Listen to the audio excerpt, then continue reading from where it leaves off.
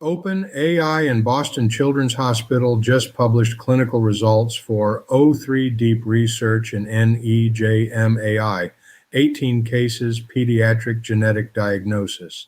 19 years of searching for one patient ended with a model-assisted diagnosis.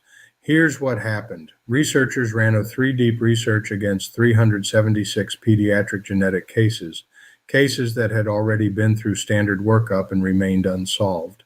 The model contributed diagnostic support in 18 of those cases.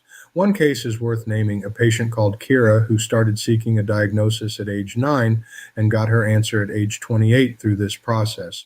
That's the human cost of diagnostic delay. That's what this work targets. This isn't a claim that O3 solves genetic diagnosis. The study shows something narrower and more operationally useful. In a cohort of difficult, previously undiagnosed cases, a frontier reasoning model provided auxiliary diagnostic support that clinicians could act on.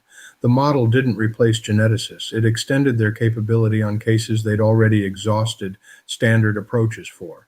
Why this matters for builders. First, this is the first peer-reviewed clinical validation of a frontier model in this domain. That changes the conversation from speculation to data. Second, it shows a pattern.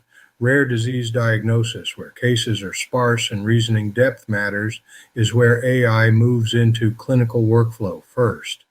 Third, the sample size and methodology matter.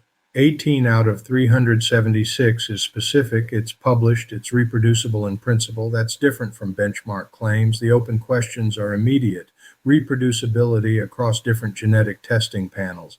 How the model performs in real-time clinical workflow versus retrospective analysis. Whether this scales to other rare disease categories. Whether institutions can operationalize this without building custom integrations. For AI in healthcare, this is a confirmation signal. Frontier models are entering clinical validation workflows. The cases that move fastest are the ones where human expertise is constrained by information volume and pattern complexity.